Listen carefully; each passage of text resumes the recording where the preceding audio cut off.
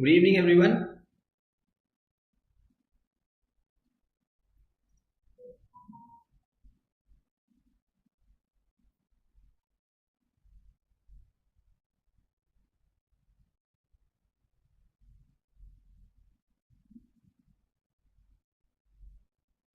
Am I audible? So, in today's class, we'll discuss about amelogenesis.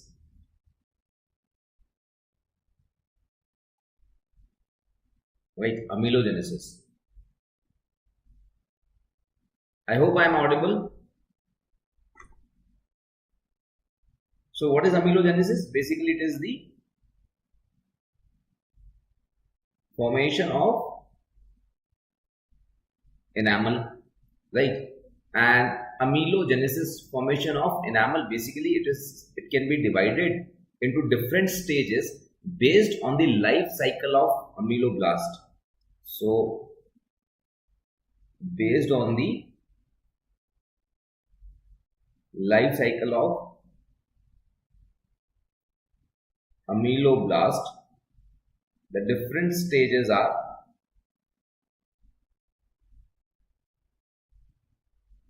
morphogenic,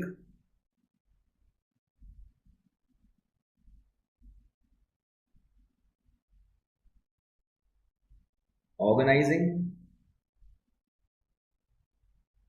secretory, maturation,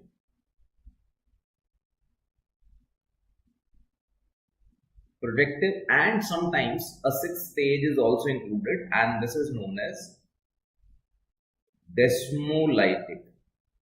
Right? So these are the different stages of amelogenesis which are based on the life cycle of ameloblast. So apart from this, we can also classify these stages as pre-secretory, then this is the secretory stage, and then the post-secretory. Right, so we can also classify them as pre-secretory, secretory, and post-secretory stages. So these are the different stages of ameloblast. I hope I am audible.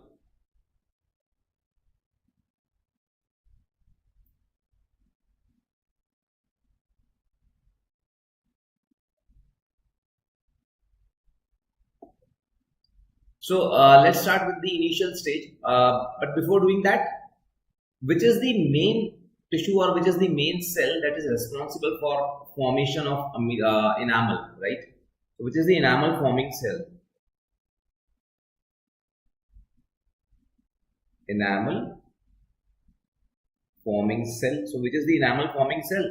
It is the ameloblast, right? It is the ameloblast.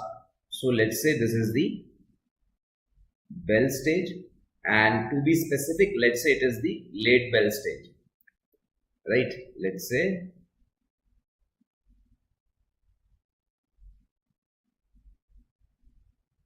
this is the late Bell stage,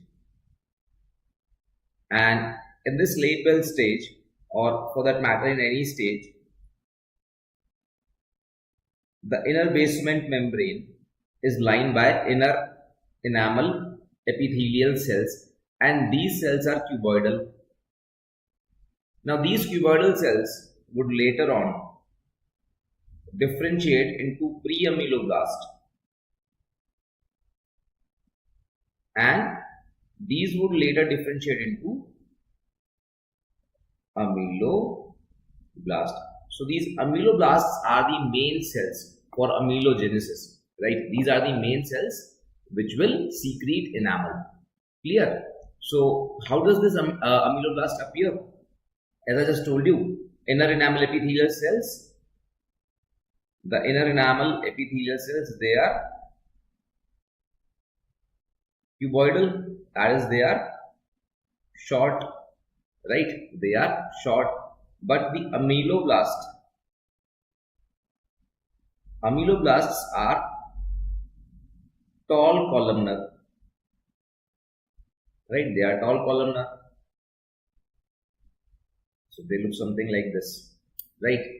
Also, in case of the ameloblasts, let's say this is the basement membrane, and beneath the basement membrane, let's say you have the odontoblasts or dental papillary cells. So this end would be known as the distal end, and this would be known as the proximal end. So in case of ameloblast, the nucleus is located at the proximal end, right? The nucleus is located at the proximal end, whereas the secretory granules like Golgi complex, right? These are located at the secretory organelles are located at the distal end. The mitochondria, let's say these are the mitochondria, right? The mitochondria are evenly distributed. So mitochondria are evenly distributed. The secretory organelles are at the distal end. In case of this inner enamel epithelial cells, the nucleus is at the distal end, right? The nucleus is at the distal end, whereas the secretory organelles, they are at the proximal end. And as far as the mitochondria are concerned, they are again evenly distributed throughout, right? So mitochondria are evenly distributed in all these stages of ameloblasts. The nucleus is initially at the distal end, but after differentiation, the nucleus moves towards the proximal end. The secretory organelles which are at the proximal end will move towards the distal end with the differentiation. Is it clear? If you have any doubt, you can ask me, right? If you have any doubt, you can ask me. So this ameloblast is tall columnar cell, and it has a length of approximately 60 to 70 microns and a width of approximately 5 to 7 microns, right? So these are the dimensions of the ameloblast. So let's begin with the first stage of the amelogenesis, the morphogenic stage, right? The morphogenic stage. So let's first start with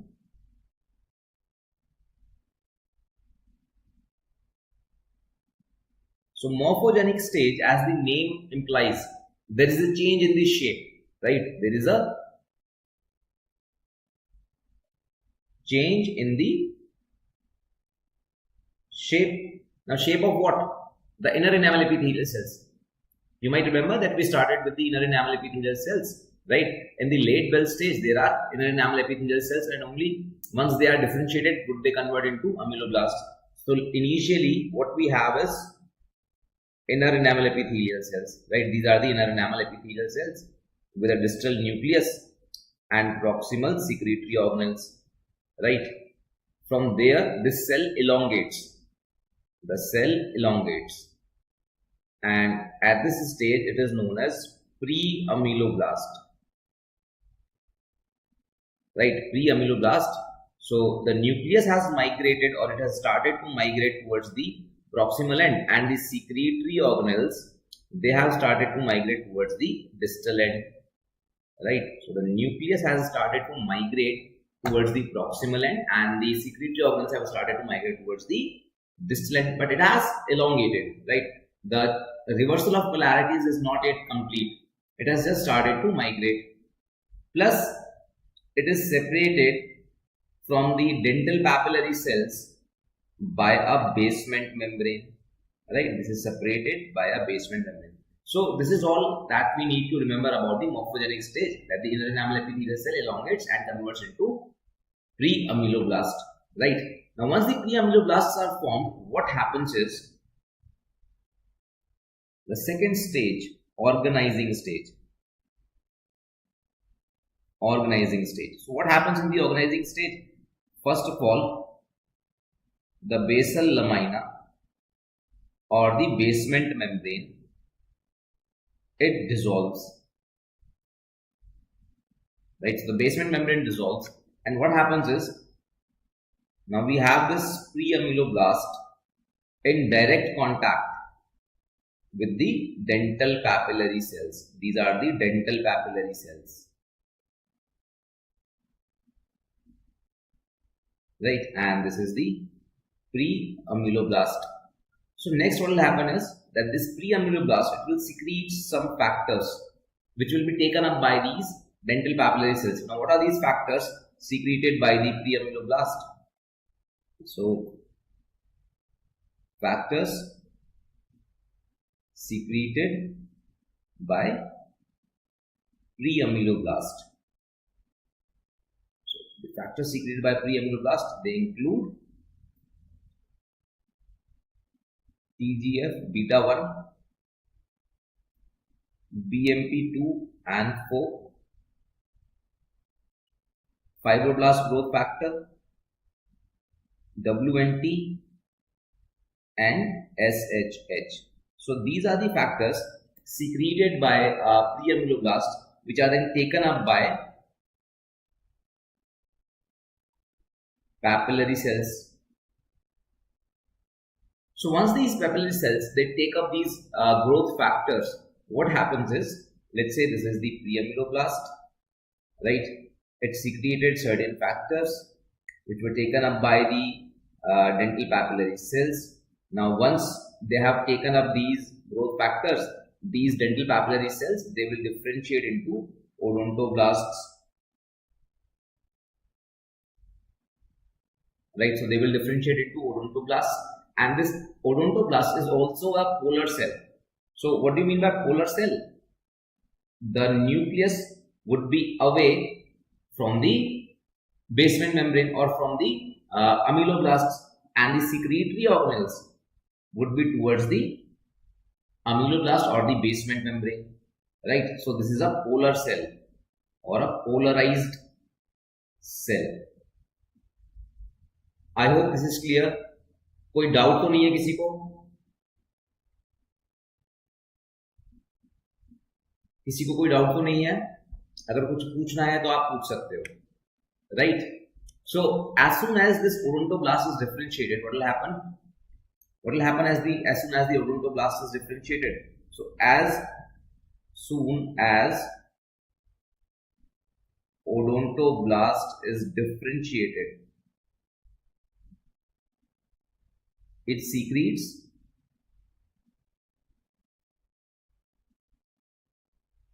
dentine, right? Or it produces dentine.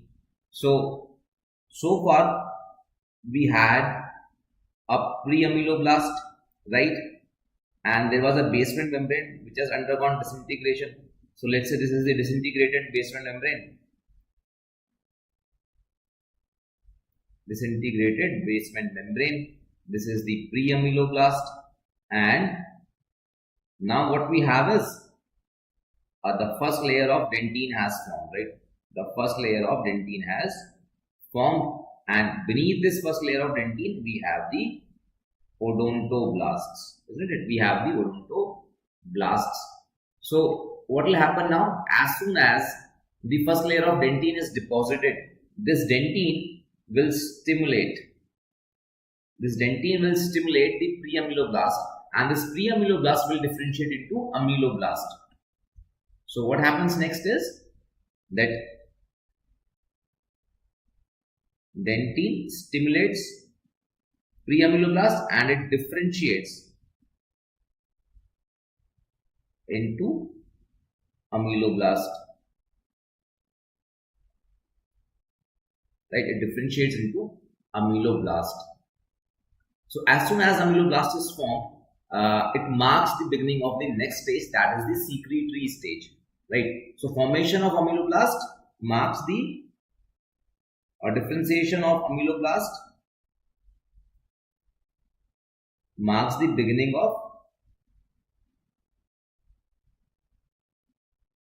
secretory stage, right? So as soon as ameloblast is differentiated, secretory stage will start. But before that, what other things are happening in this organizing stage? So we just learned that in the organizing stage,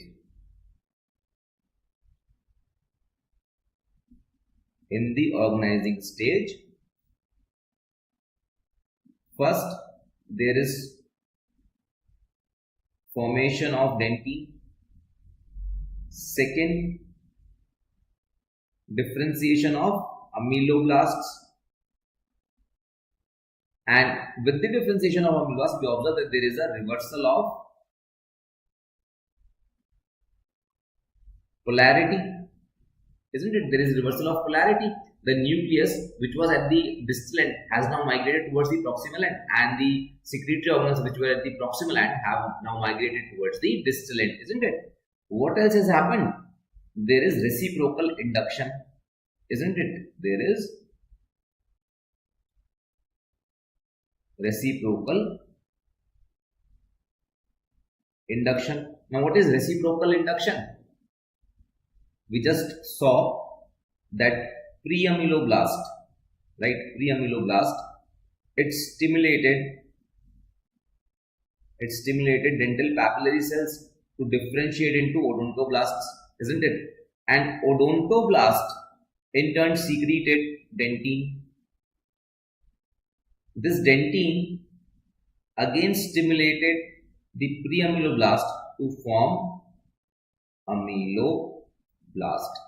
So the epithelial component stimulated the mesenchymal component, and in turn this mesenchymal component again stimulated the epithelial component to finally form the ameloblast. So this is known as reciprocal induction, isn't it? This is known as reciprocal induction.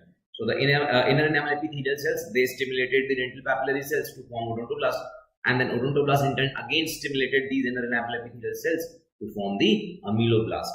Is it clear?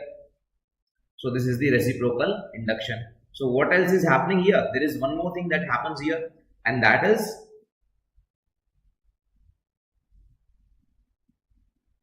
change in nutrition source. So change in the source of nutrition for ameloblasts, right? Change in the source of nutrition for ameloblasts.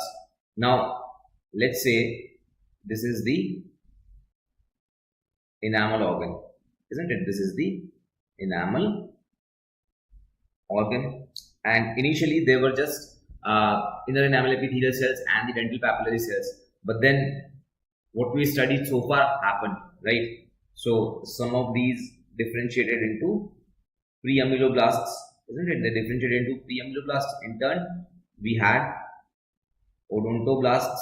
Now, what did these odontoblasts do? They formed dentine, isn't it? They form the first layer of dentine, right? Now, this dental papillary region, don't you think it is rich in blood supply, right? This dental papillary region, it is also rich in blood supply. So initially, these inner enamel epithelial cells, they were obtaining their nutrition from the papillary blood vessels, right? So initial source of nutrition was papillary blood vessels.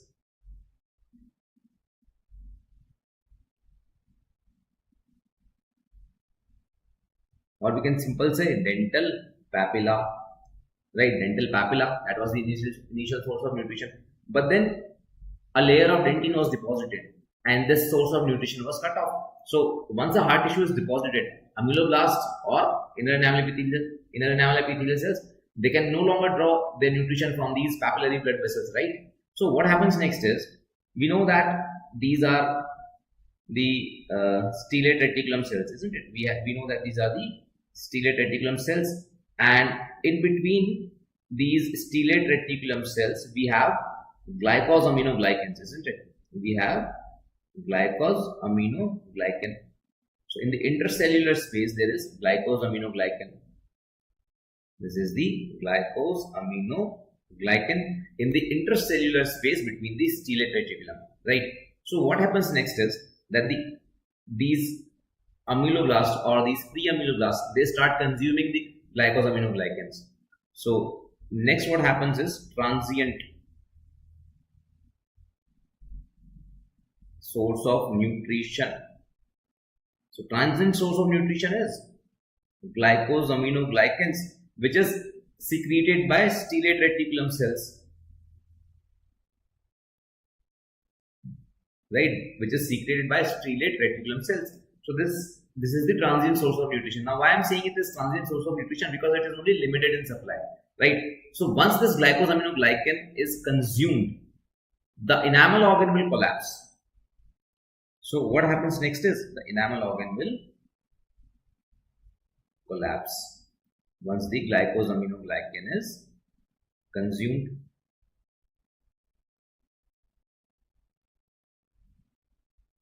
So here we have the collapsed enamel organ, right? And these are the pre-ameloblasts, right? Pre-ameloblasts or ameloblasts. This is the first form dentine. This is the first form dentine, and beneath it we have the odontoblasts, right?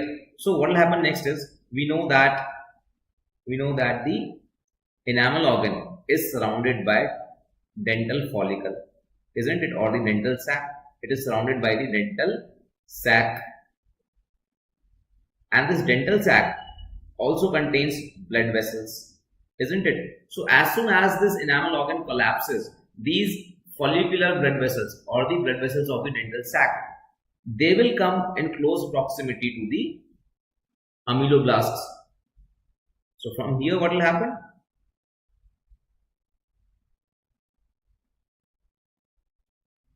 So this is the collapsed enamel organ.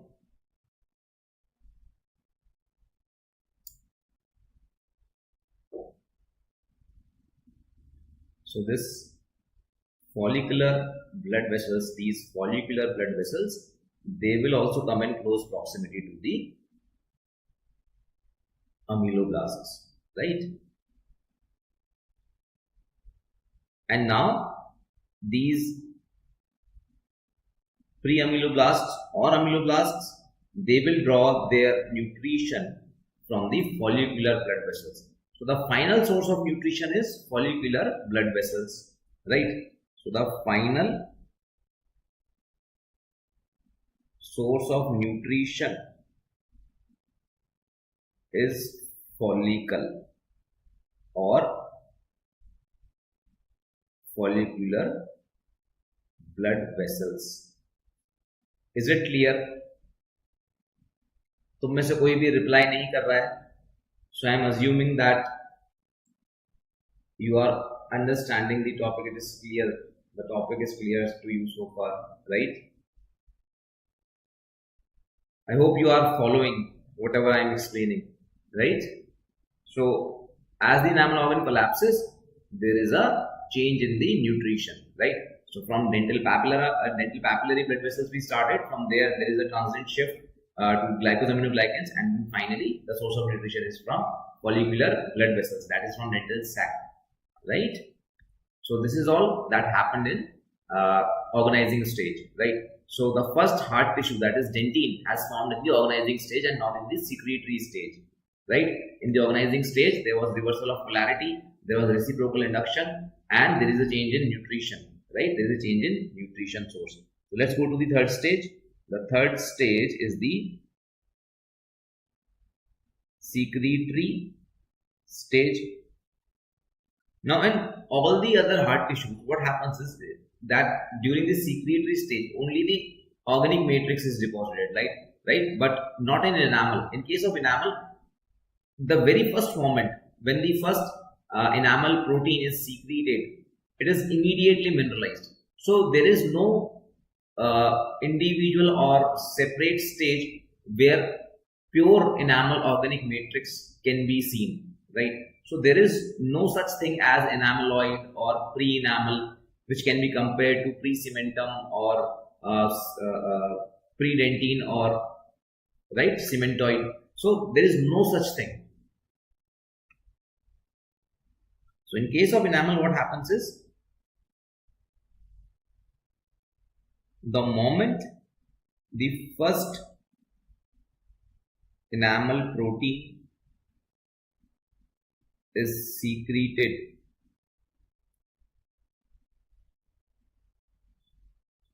it forms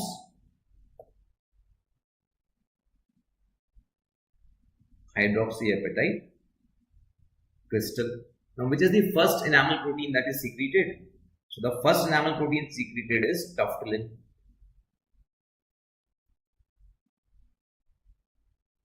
This is the first protein secreted, right? This is the first protein secreted, and tuftilin is the nucleator. So it acts as a nucleator. Let's say this is the tuflin, and as soon as tuflin is deposited, it starts accumulating the inorganic matrix, which leads to formation of the hydroxyapatite crystal. Right? It leads to formation of the hydroxyapatite crystal. So at the very first moment, we will see an enamel which is already mineralized. So there is no point in the life of enamel where it is unmineralized or where it is pure organic matrix. Clear? And this initially deposited hydroxyapatite crystal, this initially formed hydroxyapatite crystal is ribbon-like. Now, why do I say that it is ribbon-like? Because it is thin and broad, right? So its width is approximately 75 nanometers, whereas its thickness is just 1.5 nanometers. And as the hydroxyapatite matures with age, its thickness will increase to 25 nanometers. So the thickness of a mature hydroxyapatite is 25 nanometers, whereas the first formed hydroxyapatite is just 1.5 nanometers. Clear? And its width is 75 nanometers. So that's why it appears like a ribbon, and that's why we call it a ribbon-like appearance instead of the hexagonal appearance. So length of the hydroxyapatite crystal is somewhere around 100 nanometers, right? Its length is approximately 100 nanometers. And as we discussed in our first class, or maybe in the second class, we discussed, I think in the first class we discussed that the first formed hydroxyapatite crystal is rich in carbonate and magnesium. In particular, carbonate dominates in the first formed hydroxyapatite crystal, and that is the reason we often call the first formed hydroxyapatite crystal as, what do we call it? What do we call it? We call it carbonatoapatite, isn't it? We often call it carbonatoapatite. Carbonatoapatite. That is the name of the first formed crystal because it is rich in carbonates, right? So what happens next? Let's say these are the hydroxyapatite crystals, right? These are the first formed hydroxyapatite crystals. Now between these first formed hydroxyapatite crystals, nanospheres, like these nanospheres of self-aggregating protein are deposited. So these nanospheres of a self-aggregating protein are deposited. Which protein is this? Which protein is this? Clusters of self-aggregating proteins.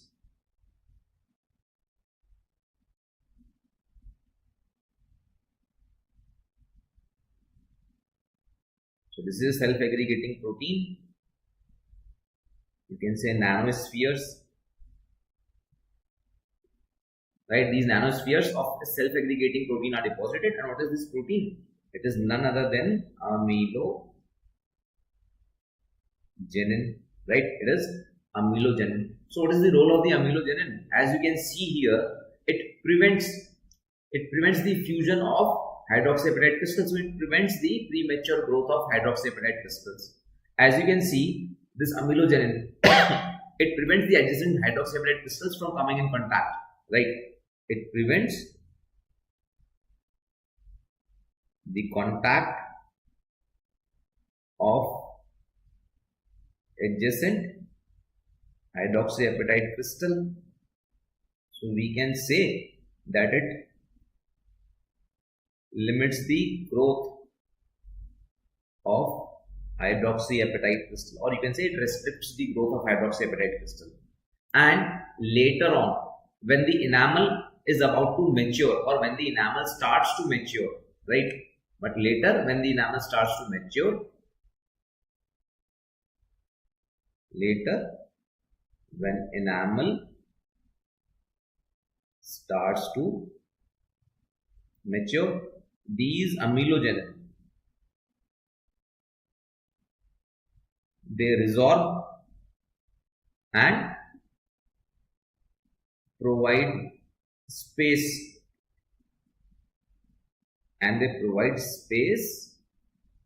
for growth of hydroxyapatite crystals. So in short, we can say that amelogenin regulates the growth of hydroxyapatite crystal, isn't it? It regulates the growth of. So what does amelogenin do? It regulates the growth of hydroxyapatite crystal, isn't it? And it prevents the premature fusion of these crystals. It prevents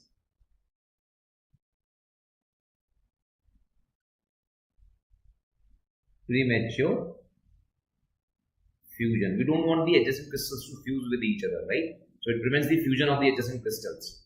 Clear? Is there any doubt? Are you guys able to follow?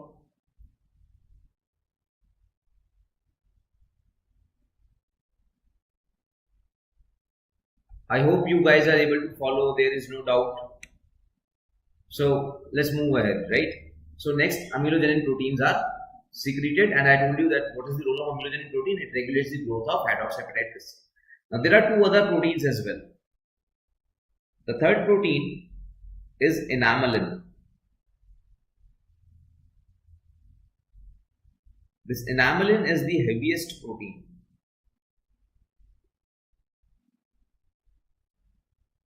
And it helps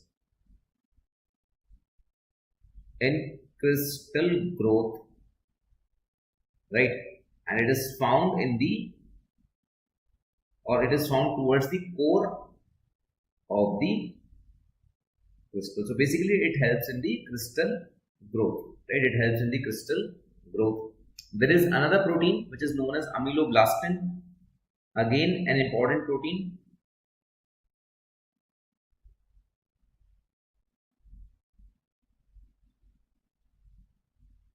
Now what is the role of ameloblastin? Ameloblastin helps in cell adhesion, right? It helps in cell adhesion. Basically it forms an hermetic seal.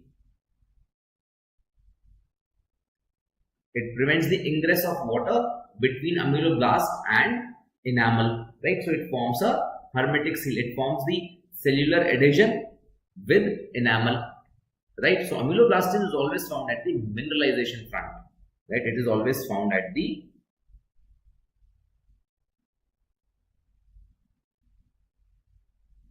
mineralization front. So these are the four different enamel proteins that are secreted during the secretory phase apart from the hydroxyapatite crystal.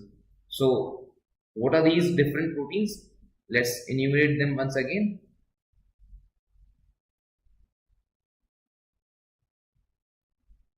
Amelogenin and non-amelogenins, right?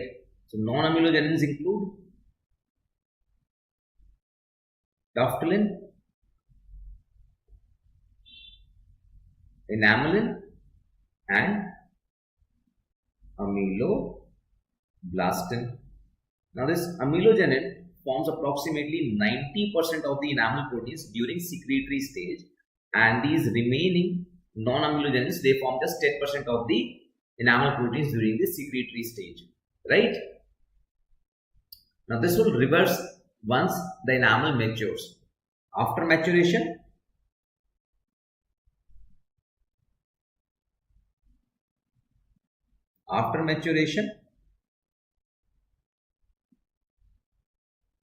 amelogenin will reduce to 10%, whereas non-amelogenins, they will occupy approximately, or they will form approximately 90% of the enamel proteins, right? Again, when the secretory phase starts, or at the beginning of secretory phase, right, the inorganic content is approximately 15%. Water forms approximately 65% and remaining 30% is organic. Sorry, remaining 20% is organic. Is it clear? So at the beginning, the inorganic content is very low, but at the end of secretory stage,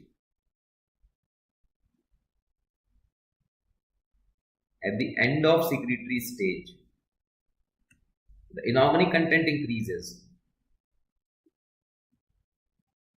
Inorganic content increases to approximately 25 to 30%, right? And the water content and organic content, they decrease. And from here, the inorganic content will keep on increasing in the maturation stage, right? So let's go to the maturation stage. This was the secretory stage. Next is the maturation stage.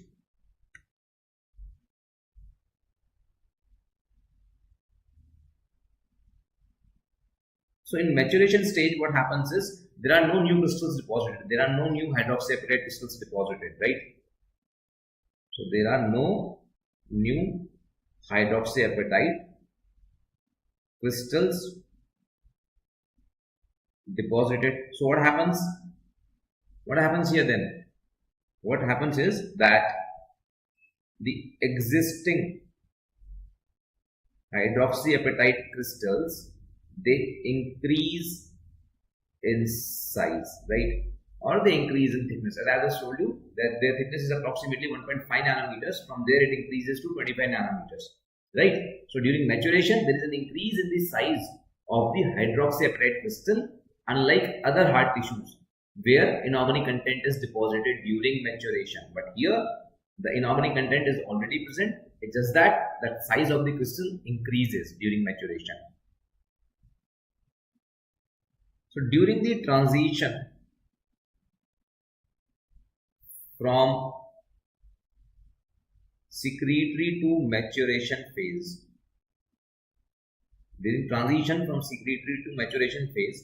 what happens is that there is a decrease in number of ameloblasts, right? Approximately 25% of ameloblasts are lost during transition. 25% are lost during transition. Also, size of ameloblast decreases, right? They shorten. So the size of ameloblast decreases. They shorten and hence they are called post-ameloblast, right? They are called post-ameloblast, right? So far we call them ameloblast. Now we'll be calling them post-ameloblast, right? So as I just told you, approximately 25% ameloblasts are lost during transition, and an additional 25%. Another 25% ameloblasts, or you can say post-ameloblasts, are lost during maturation.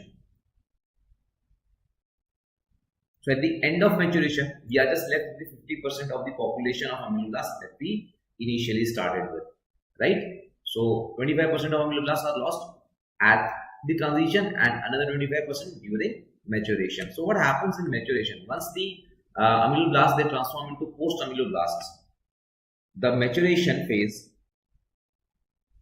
combines of two types of cells, a ruffled and a smooth-ended. So this is a ruffled cell and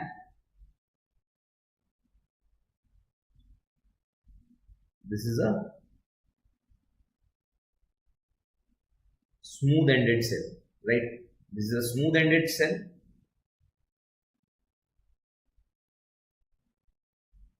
and this is a ruffled cell, right? Now these cells, they have a proximal and a distal junction, right? As I have already told you, the side of the ameloblast that is towards the enamel. So let's say this is the enamel, right? This is the enamel. So the side towards the enamel is the distal, side away from the enamel is proximal, right? So this ruffle-ended ameloblast, is the actively secreting ameloblast, right? This ruffle-ended is the actively secreting cells, right? So what it does is, let's say these are the blood vessels, isn't it? These are the blood vessels, the dental follicular blood vessels. As I've told you, ameloblast derives its nutrition supply from follicular blood vessels. So let's say from these follicular blood vessels, it uptakes the calcium, right? It uptakes the calcium. Now this calcium is taken up through these proximal junctions, right? Through these proximal junctions. So calcium is drawn into the cells through proximal junction, and these proximal junctions are loose, or you can say it has leaky proximal junction. Through these, calcium enters into the cell. Now once this calcium enters into the cell, now this calcium through the ruffled end is actively transported into the maturing enamel, right? Now this enamel, this calcium is actively transported to enamel via the ruffled end, right? So the distal junctions are tight, the proximal junctions are leaky, right? The proximal junctions are leaky, and through these leaky proximal junction, calcium enters into the cell, and then from there it is secreted into the enamel via the distal ruffled end, right? Now what happens in the smooth end? See, when calcium is pushed or it is pumped into the enamel, it will displace water, right? It will displace water. So once calcium is pumped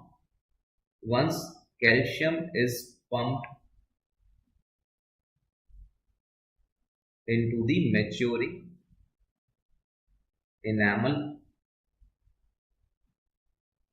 what it does is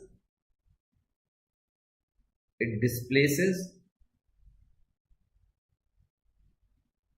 water and broken down proteins, or you can say degraded proteins. So degraded proteins and water is displaced by these calcium. So where does that degraded protein and water go? This degraded protein and water, so this degraded protein and water are taken up by the smooth ended ameloblast, right? These degraded protein and water are taken up by the smooth ended ameloblast, right? So smooth ended ameloblast, the smooth ended ameloblast, it takes up water and proteins through the leaky distal junction. So the distal junction is leaky here, and through this leaky distal junction it takes up the squeezed out water and protein, right? The proximal junctions are tight here. These are the proximal junctions and they are tight. So how is calcium secreted during the smooth ended stage, or is there calcium secretion taking place during the smooth ended stage? The answer is yes. The calcium, it keeps on secreting, it is regularly secreted into the enamel. So what just happens is that in the ruffled end the calcium was taken up by the cell and then it was secreted into the enamel, but here the calcium will directly be deposited into enamel through intercellular spaces, right? Through the intercellular space. So in the smooth-ended version, or in the smooth-ended stage, the calcium travels intercellularly, whereas in case of ruffle-ended, it travels transcellularly, right? So basically, this cycle takes approximately 8 hours, and for 80% of the time, the cell stays in the ruffle-ended stage, and only for 20% of the time, it stays in smooth-ended. So in a day, approximately there are 3 cycles, right? In a day, there are 3 cycles, right? So 3 cycles in a day, right? And the cell stays in the ruffled stage for 80% of the time, and only for 20% time it stays in smooth stage. So ruffled stage is the dominant stage or actively secreting stage. Is it clear? I hope the concept is clear. Now the maturation, right? The concept of maturation is clear. So the next stage is the protective stage, right? The next stage is the protective stage. Now at the end of maturation, the enamel organ. So at the end of maturation, the enamel organ, it turns into reduced enamel epithelium, isn't it? Reduced enamel epithelium. Basically, all the cells, they collapse and they form the reduced enamel epithelium. So let's say this is the completed tooth, or let's say this is the completed crown, and the enamel organ now has transitioned into the reduced enamel epithelium, right? So this is the reduced enamel epithelium, and as you can see, it is covering the tooth from all the sides. It is covering the crown from all the sides. And where is this crown at this present? What is the location of this crown? It is within the connective tissue, isn't it? It is surrounded by the connective tissue of the jaw, isn't it? It is surrounded by connective tissue of the jaw, isn't it? So what happens is, if for some reason this reduced enamel epithelium is displaced from the crown and the connective tissue comes in contact with the crown or with the enamel, what will happen is that the cells of the connective tissue, they will differentiate into cementoblasts and they will deposit cementum on the surface of enamel, right? So what happens is, if reduced enamel epithelium retracts or is disturbed and enamel is exposed to the connective tissue, right? If the enamel is exposed to the connective tissue, what happens is that the connective tissue cells in contact with enamel, they will differentiate into cementoblasts and they deposit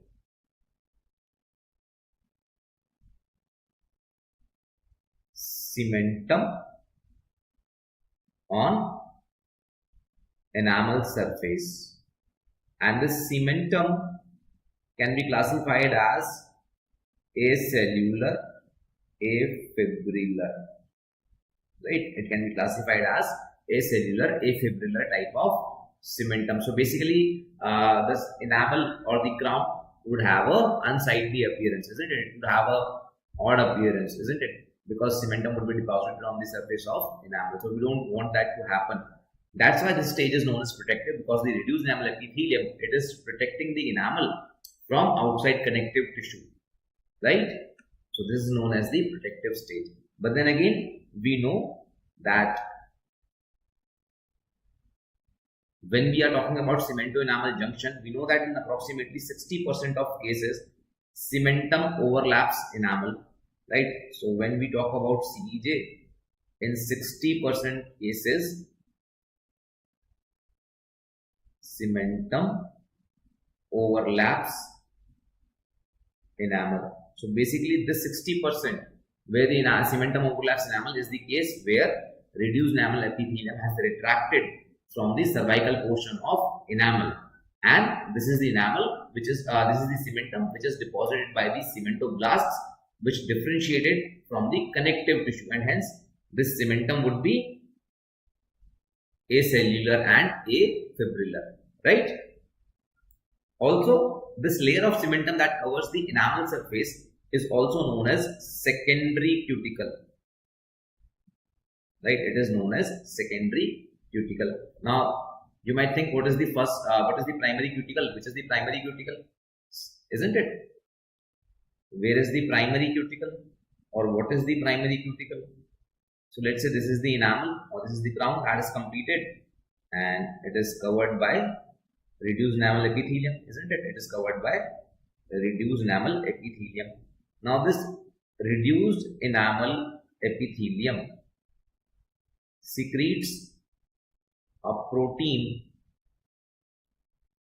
on enamel surface, right? This protein will help in forming tooth and tissue junction. Basically, it will help forming primary epithelial or primary junctional epithelium, right? Primary epithelial attachment or primary junctional epithelium. So help in tooth and tissue junction, which would be called primary epithelial attachment, isn't it? The attachment of the epithelium to the enamel or to the tooth, right? So what is this protein called? Let's say this is the protein secreted, this is the layer of the protein secreted, isn't it? So what is this protein called? This protein is called laminin 5, right? And it resembles the lamina lucida. It resembles lamina lucida, right? It resembles lamina lucida. So this lamina lucida, or this layer of laminin 5, is known as the primary enamel cuticle, right? This is known as primary enamel cuticle. Clear? So this was the protective stage where the reduced enamel epithelium protects the underlying enamel from any cementum deposition on its surface, right? So last is the desmolytic stage. The 6th stage is the desmolytic stage. So what happens in the desmolytic stage? As I just told you, the crown is covered by reduced enamel epithelium and it is surrounded by connective tissue, isn't it? It is surrounded by connective tissue.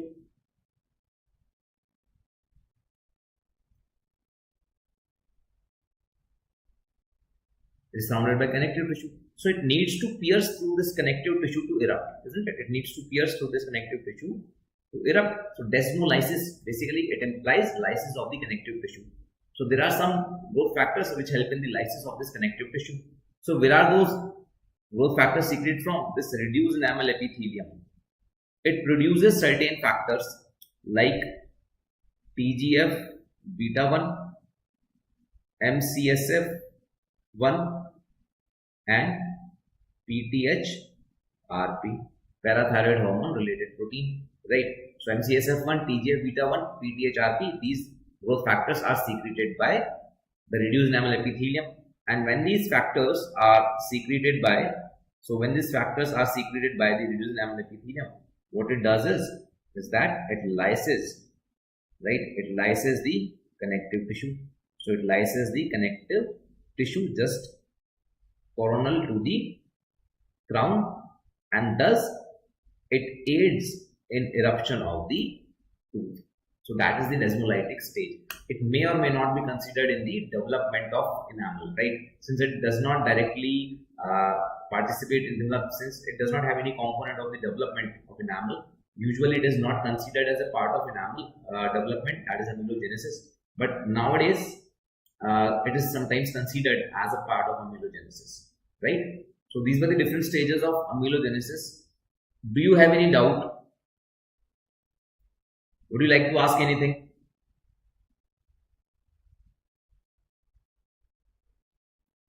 Do you have any doubt?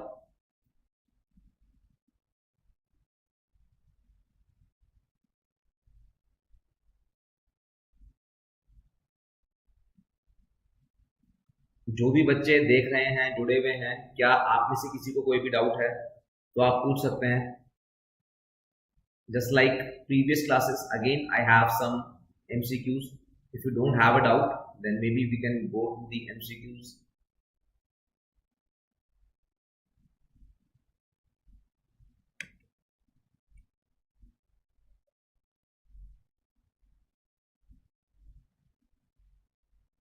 If you don't have a doubt, let's try to solve some MCQs, right? So the first MCQ, in which stage of amelogenesis or which stage of the ameloblast life cycle does the cone-shaped tones process first appear? So cone-shaped tones process, when do they first appear? So when do the tones process first appear? So it's a simple question. Basically what they are asking is, when is the enamel forming, right? Indirectly what they are asking is, when does the enamel form, or in which stage does the enamel form? So we have pre-secretory stage, we have secretory stage, we have transition stage, and we have maturation stage. So when does the enamel form? Enamel forms in the secretory stage. So obviously this is the stage when the ameloblast starts to form enamel, isn't it? When the ameloblast starts to form enamel, let's say this is the initial ameloblast. Initially it does not have any projection, it does not have any tones process. Initially the head of separate crystals that are formed, they are haphazard. But as this enamel formation progresses, the ameloblast, it develops a projection on its distal end, and this projection is known as tones process. Right? Now, the portion of the enamel rod that is formed by the tones process, the portion of the enamel rod formed by the tones process is known as head, and the portion that is formed by the periphery of the ameloblast is known as tail. Right? Now as you can see here, since the tones process is projecting downwards, right? The tones process is projecting downwards like this, right? So if this is the coronal end and this is the apical end, or you can say distal end, right? This is the distal end, this is the proximal end. So which portion do you think would be more apical during secretion? The head end or the tail end? Which would be more apical? These are the hydroxyapatite crystals secreted by the tones process. So basically they form the part of the head, and these are the crystals which are secreted by the periphery, and hence they form the part of the tail, right? So which of these do you think are always lagging? Which of these do you think is always behind? Which of these is lagging? Which of these is behind? Is it the head or is it the tail? Which of these two do you think is always lagging? It is the head portion, isn't it? So this head portion, it always lags, right? The head portion always lags. It is always behind the tail portion, isn't it? It is always behind the tail portion, right? So the answer to this question was secretory. So let's go to the next question. Secretory stage enamel is characteristically soft and translucent because its mineral content by weight is closest to. So what is the mineral content of enamel in the secretory stage? We have just discussed about it. To begin with, it was about 15%, but at the end, it is approximately 25 to 30%. So unless specifically asked about the specific stage, right, whether it is beginning of secretory or the end of secretory, we will always go with 25 to 30%, right? If they ask you about the beginning of secretory stage, then yes, we will say that it is approximately 15%, right? But here, since it is simply asking about secretory stage without specifying the end or the beginning, we will go with 25 to 30%, right? So the next question says, immediately after the ribbon-like crystallites are deposited, that is the beginning of the secretory stage, the bulk of composition of immature enamel is approximately. Now the question is asking about the beginning of secretory stage, because here it says immediately after the ribbon-like crystallites are deposited, that is initially when the first hydroxyapatite crystal is deposited. So that would be 15% mineral, 65% water and 20% organic. So which answer do you think would be correct here? It would be option C, isn't it? So option C is correct in this question, right? So I hope it's clear. We have already discussed this in the class, in the discussion, right? So let's go to the next question. Which single enamel matrix protein accounts for about 90% of the total organic content secreted by secretory ameloeblasts? So secretory ameloblast, what it means is, or what it wants to imply is that it is still the secretory stage. So as we have discussed in this session, that during the secretory stage, the protein that forms 90% of the bulk is amelogenin, and rest of these non-amelogenins, they just compile 10%, isn't it? So here it would be amelogenin. But had the question been about the mature enamel or about the enamel that is already formed or completed, then 90% of the enamel protein is non-amelogenin, and amelogenin comprises only 10%, right? So let's go to the next question. The serine protease. So this portion I did not tell you. Basically, there are two proteolytic enzymes. Apart from the 4 proteins that we have discussed, there are 2 proteolytic enzymes as well. And what are these? KLK4 or kallikrein 4, right? KLK4 or kallikrein 4. Kallikrein 4, and the other one is MMP, right? MMP, also known as enamelizin, right? Matrix metalloproteinase or enamelizin. So these are the 2 proteolytic enzymes. KLK4 is secreted during the transition phase. That is, it first starts to act during the transition phase, and from there on it continues to resolve the proteins. So KLK4, if asked, you should say that it works during the maturation phase, and MMP, it works during the secretory stage, or it is first secreted during the secretory stage, right? So MMP is first secreted during the secretory stage, whereas kallikrein is first secreted during the maturation stage. So to answer this question, the serine protease KLK4 begins to act predominantly during which phase? During the transition phase, right? It begins to act during the transition phase. By late maturation, enamel crystallite thickness increases from roughly 1.5 nanometer to about, this I have already told you, that the thickness of hydroxyapatite increases from 5 nanometers to approximately 25 nanometers, right?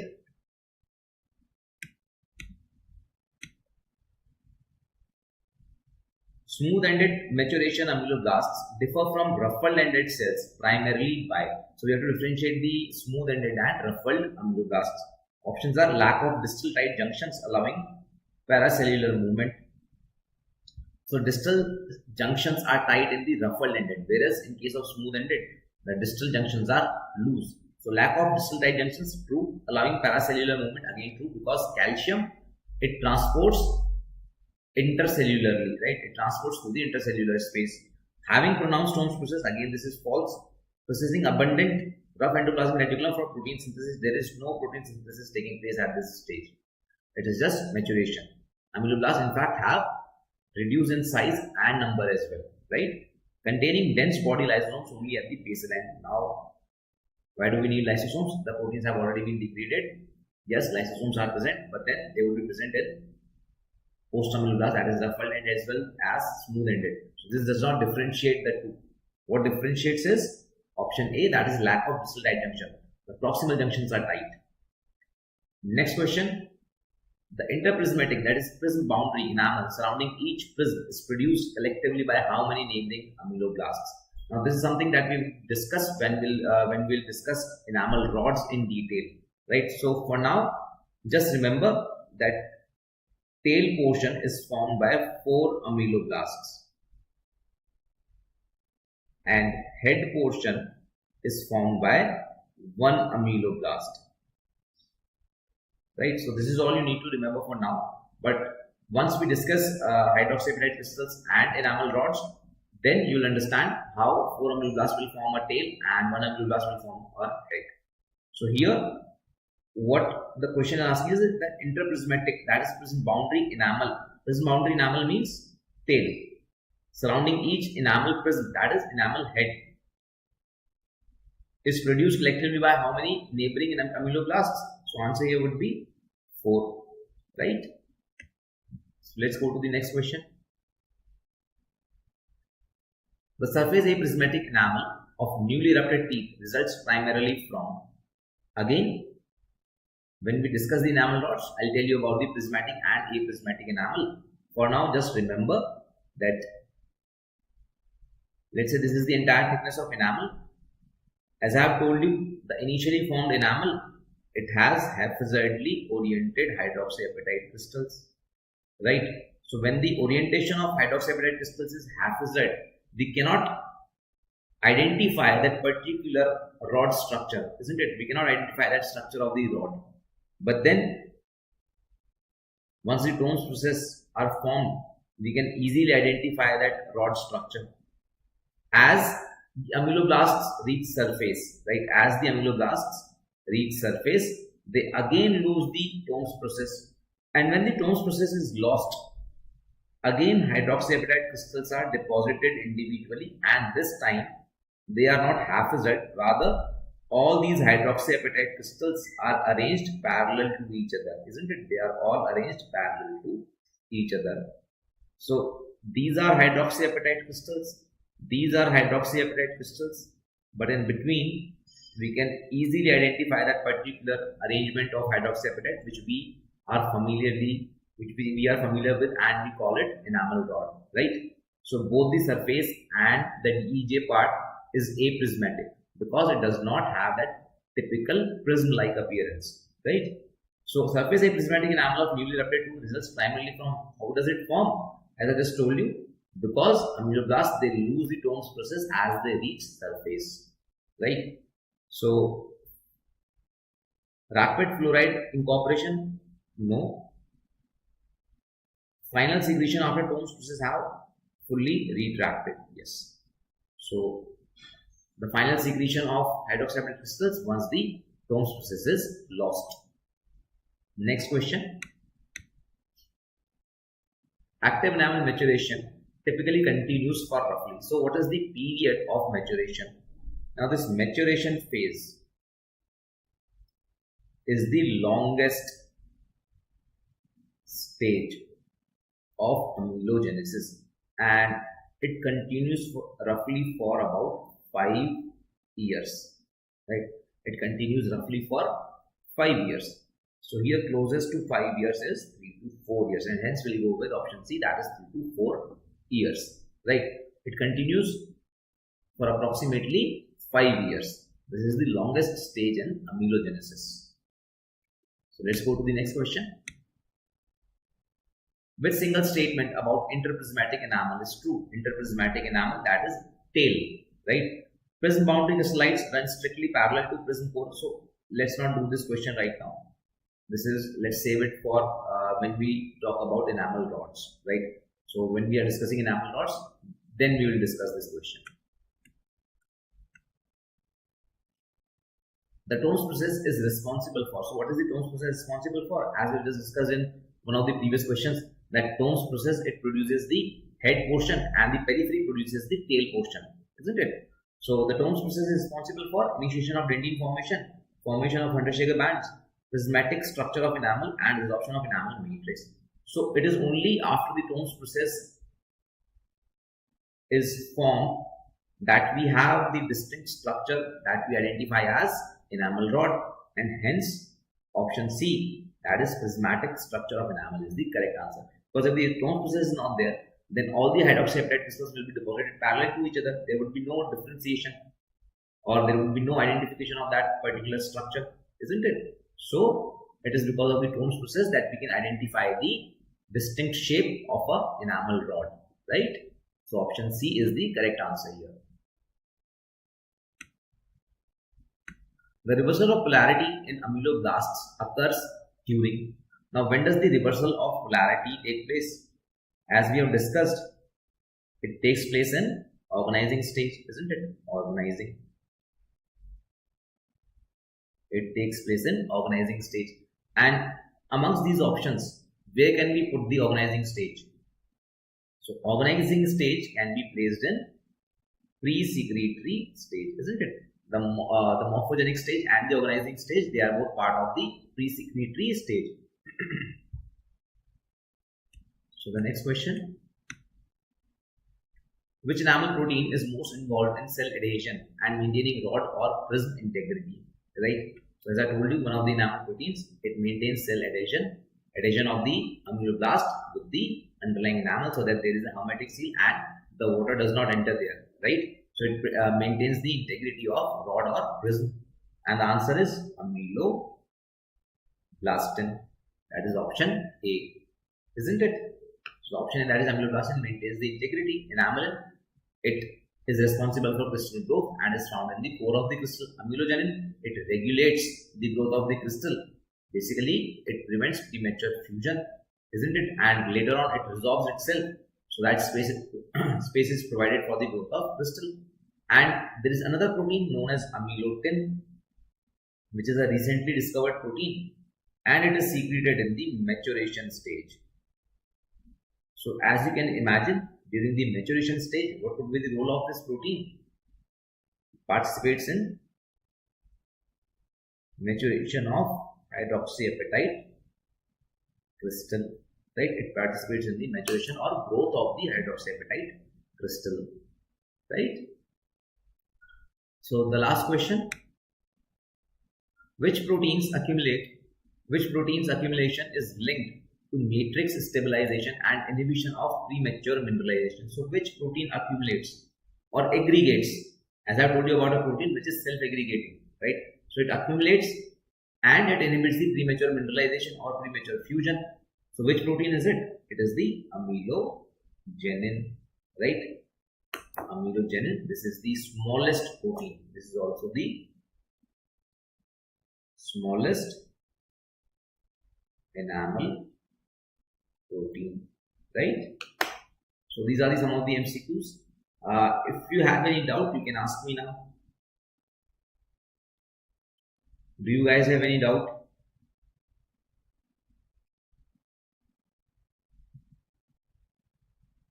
Do you have any doubt?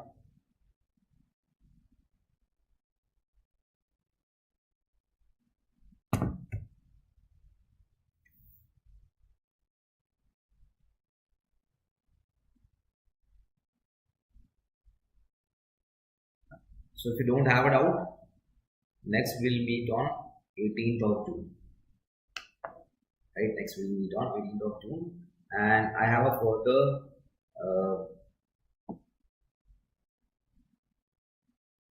I have a further calendar schedule for the classes. Just let me show it to you.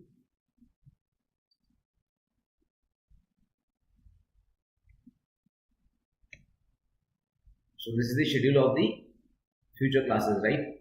So today is 14th and 15th. Tomorrow is prosto, then oral, radiology, surgery, then in anatomy. So we'll meet on 18th for dental anatomy. then 19th is ortho, then endo, and then preventive, right? So let's meet on 18th. Good night.